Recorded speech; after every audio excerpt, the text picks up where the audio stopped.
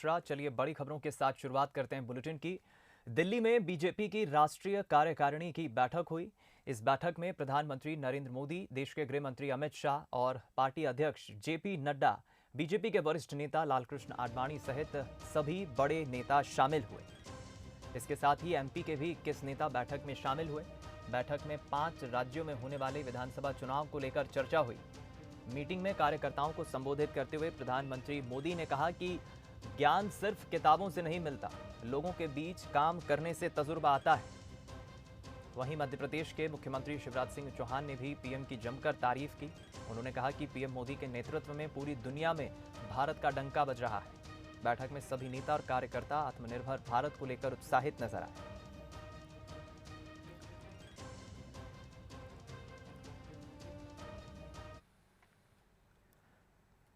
अगले साल 2022 में जिन 5 राज्यों में चुनाव होना है उसको लेकर भी बैठक में चर्चा की गई। 6 तस्वीरों के माध्यम से आपको हम बता रहे हैं बीजेपी का आज किस तरह महामंथन हुआ। बीजेपी की जो प्रदर्शनी थी, प्रधानमंत्री नरेंद्र मोदी ने उसे देखा।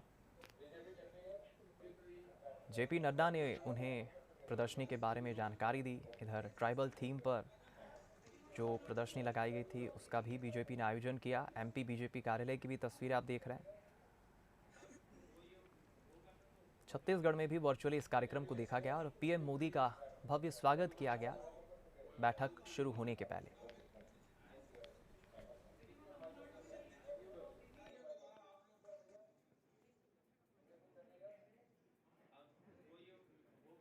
आत्मविश्वास से भरी हुई थी और संकीर्णताओं में घिरी हुई नहीं थी। कैसे देश और जहां भारतीय जनता पार्टी शासित राज्य है वो जनता की और बेहतर सेवा करें और अपनी समस्याओं का समाधान करते हुए अपना देश भौतिकता की अग्नि में दग्ध विश्व मानवता को शाश्वत शांति के पथ का दिग्दर्शन कराए। अनेकों विषयों पर केंद्रित थी। 5 राज्य जहां चुनाव होने, उनकी तैयारी की भी चर्चा हुई, उपलब्धियों की भी चर्चा हुई, लेकिन उसके साथ आगे जो काम हमको करना है जनता को सुखी और समृद्ध करने के लिए, आत्मनिर्भर भारत के निर्माण के लिए, आत्मनिर्भर प्रदेशों के निर्माण के लिए, उस पर विस्तार से चर्चा हुई है। अद्भुत बैठक थी, कल्पनीय बैठक थी। प्रधानमंत्री जी का और राष्ट्रीय अध्यक्ष जी का उद्बोधन दोनों ही अद्भुत था। कोरोना के बाद की बैठक थी, कोरोना पर समीक्षा थी।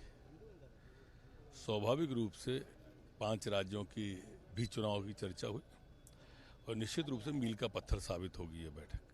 5 राज्यों के चुनाव को लेकर के भी चर्चा हुई है और माननीय प्रधानमंत्री जी ने कहा है कि जिस प्रकार से कार्यकर्ता उत्साह के साथ और उमंग के साथ जो 5 राज्यों के कार्यकर्ताओं को सुनकर के उनके मन के अंदर जो कॉन्फिडेंस है वो कॉन्फिडेंस केवल हवा में नहीं, जमीन पर उन्होंने जो काम किया है, गरीब कल्याण की योजनाएं माननीय प्रधानमंत्री जी के नेतृत्व की जमीन पर जो गई हैं, उनके आधार पर कार्यकर्ताओं ने जो मेहनत किया उसका परिणाम यह है कि उनके चेहरे पर जो जीत का कॉन्फिडेंस दिखता है। हमें विश्वास है कि 5 राज्यों में ऐतिहासिक बहुमत के साथ भारतीय जनता पार्टी की सरकारें बनेंगी। पीएम मोदी के भोपाल दौरे को लेकर बीजेपी में महा तैयारी चल रही है। प्रदेश अध्यक्ष बीजेपी के वीडी शर्मा ने संगठन के पदाधिकारियों के साथ तैयारियों को लेकर एक बैठक ली। पीएम मोदी अपने दौरे के दौरान जनजातीय गौरव दिवस की शुरुआत करेंगे। जम्बूरी मैदान में आदिवासी सम्मेलन होगा जिसकी तैयारियों को अंतिम रूप दिया जा रहा है। साथ ही पीएम के स्वागत में भोपाल को आदिवासी थीम पर सजाया जा रहा है।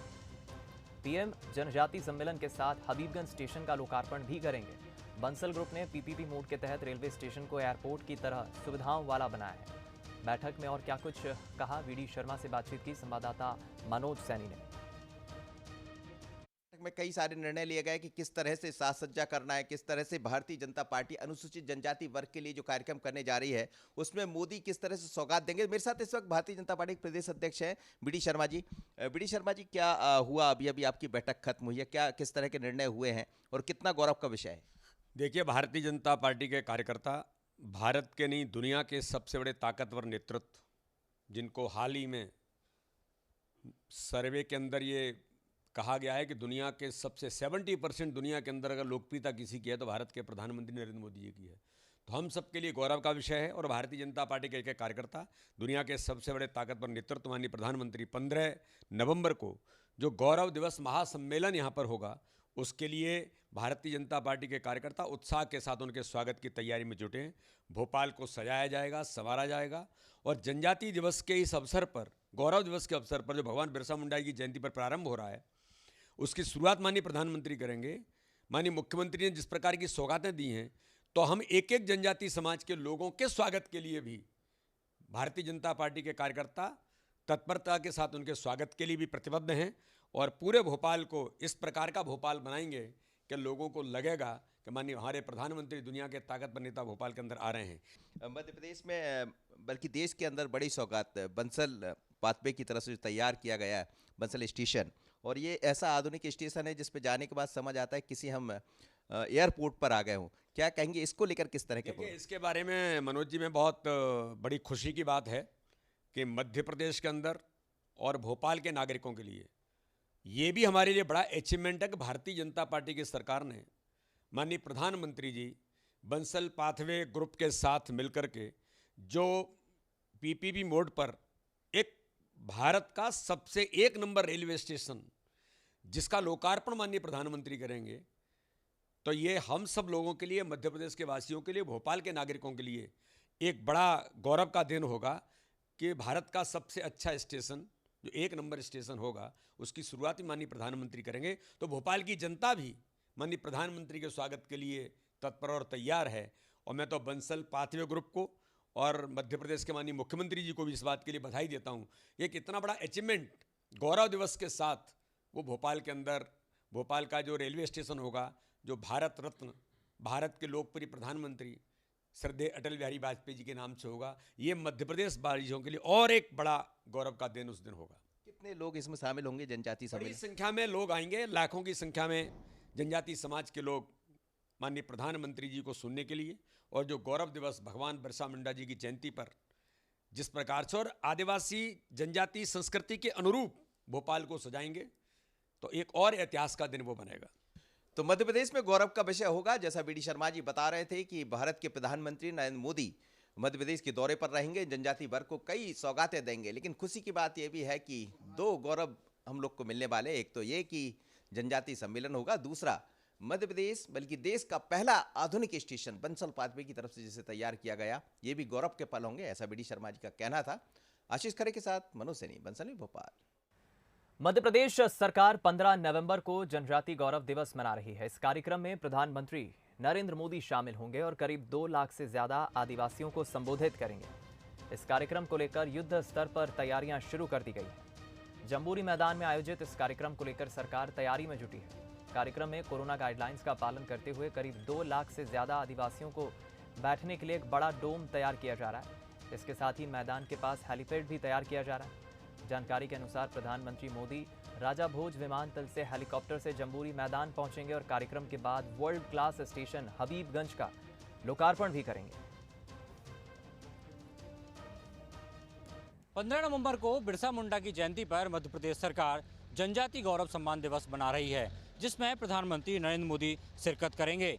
आप देख सकते हैं किस तरीके से एक भव्य पंडाल को तैयार किया जा रहा है, जहां से प्रधानमंत्री नरेंद्र मोदी आदिवासी भाई बहनों को संबोधित करेंगे।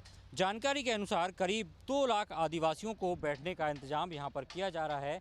इसके लिए एक अत्याधुनिक टेंट या डोम कहें तो उसे तैयार किया जा रहा है, जहां पर कोविड गाइडलाइन का पालन करते हुए करीब 2 लाख आदिवासी भाई बहनों को बैठने का इंतजाम किया जा रहा है। प्रधानमंत्री नरेंद्र मोदी 15 नवंबर को 12 बजे से 2 बजे तक इस कार्यक्रम में रहेंगे। इस दौरान स्व सहायता समूहों के उत्पादों की प्रदर्शनी भी लगाई जाएगी।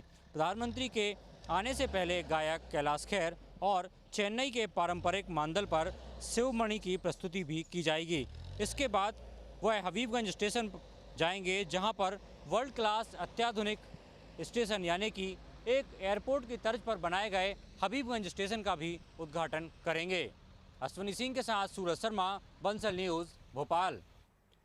इधर छत्तीसगढ़ की बात कर लेते हैं, जहां पीसीसी चीफ मोहन मरकाम ने झीरम रिपोर्ट को लेकर बड़ा आरोप लगाया है। मोहन मरकाम ने कहा कि झीरम की रिपोर्ट सरकार को न सौंपना न्यायिक प्रक्रिया का उल्लंघन है। आयोग को रिपोर्ट तैयार करने के लिए 3 साल का समय दिया गया, लेकिन 8 साल कैसे लग गए? उन्होंने आरोप लगाते हुए कहा कि आखिर ऐसा क्या है जो सरकार छुपाने की कोशिश कर रही है। इस हमले के पीछे की पूरी सच्चाई सामने आनी चाहिए थी। कांग्रेस राज्य सरकार से नए सिरे से इसकी जांच की मांग की। जो झीरम घाटी जांच आयोग महामहिम राज्यपाल महोदया को कल प्रस्तुत की गई है। झीरम नरसंहार के लिए गठित न्यायिक आयोग द्वारा अपनी रिपोर्ट सरकार के बदले राज्यपाल को सौंपकर तय एवं मान्य प्रक्रिया का उल्लंघन किया है। सामान्यतः जब भी किसी न्यायिक आयोग का गठन किया जाता है तो आयोग अपनी रिपोर्ट सरकार को सौंपती है। झीरम नरसंहार के लिए गठित जस्टिस प्रशांत मिश्रा आयोग की ओर से रिपोर्ट सरकार के बदले राज्यपाल को सौंपना ठीक संदेश नहीं दे रहा है। वहीं झीरम कांड में पीड़ित परिवारों का दर्द भी छलका। उन्होंने न्याय के लिए राज्यपाल से रिपोर्ट को राज्य सरकार को सौंपने की मांग की है। मांग है हमारी कि हमारे से इन्होंने जो बयान नहीं लिया है। हमने शपथ पत्र दे के बयान देने का भी प्रयास किया था, लेकिन आज तक कोई हमें पत्र नहीं मिला है, जिसके कारण हम बयान नहीं दे पाए हैं और हम इसमें न्याय की उम्मीद नहीं है। इसलिए राज्य सरकार से मांग करते हैं कि जल्द से जल्द इस पर जो है जांच करके दोषियों को सलाखों के पीछे नजर आना चाहिए जल्दी से जल्दी। न्यायिक आयोग ने जो काम किया है, जो उसमें शंका है, क्योंकि हमसे बयान नहीं लिया गया। जो हम घायल पीड़ित लोग हैं उन लोगों से बयान नहीं लिया है, तो जब बयान नहीं लिया है तो क्या ये रिपोर्ट सौंप रहे हैं, हमको तो शंका है इसमें। न्यायिक जांच जो हुई उसमें भी पीड़ित पक्ष की बात कहीं कोई उसमें ली नहीं गई। साथ ही एनआईए भी पिछले एफआईआर के पहले तक 2020 में जो हम लोगों ने एफआईआर कराई 25 मई को, उसके पहले तक कभी एनआईए ने भी पीड़ित पक्ष से बात करने का कहीं कोई पीड़ित पक्ष को इस केस में इन्वॉल्व भी नहीं किया, ना कभी बयान के लिए बुलाया, ना कहीं कुछ। हम सब चाहते हैं कि इसमें जो षड्यंत्र है उसका खुलासा हो। इतनी बड़ी परिवर्तन यात्रा को सुरक्षा क्यों नहीं दी गई, इसकी जांच होनी चाहिए।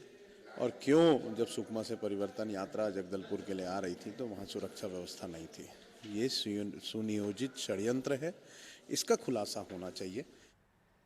वहीं जांच रिपोर्ट को लेकर बीजेपी ने अपनी प्रतिक्रिया दी है। बीजेपी प्रदेश अध्यक्ष विष्णुदेव साय ने जांच रिपोर्ट को सार्वजनिक करने की मांग की, तो पूर्व मंत्री बृजमोहन अग्रवाल ने जांच आयोग की रिपोर्ट पर शक करने को न्यायपालिका का अपमान बताया।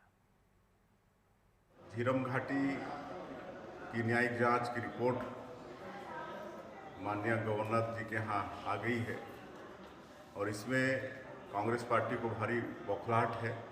इस बात का हम लोग को आश्चर्य है और हम तो इस रिपोर्ट की सार्वजनिक करने की भी मांग करते हैं ताकि छत्तीसगढ़ की जनता को पूरे घटनाक्रम की जानकारी हो जाए और दूध का दूध पानी का पानी हो जाए।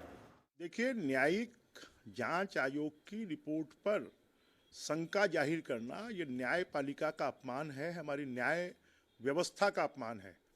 और राज्यपाल संवैधानिक प्रमुख होती हैं, राज्यपाल कोई निर्णय थोड़ी करती हैं। उनको अगर रिपोर्ट सौंपी गई है तो उसका स्वागत होना चाहिए। उस पर शंका जाहिर करना ये सीधा सीधा भारत के संविधान के ऊपर में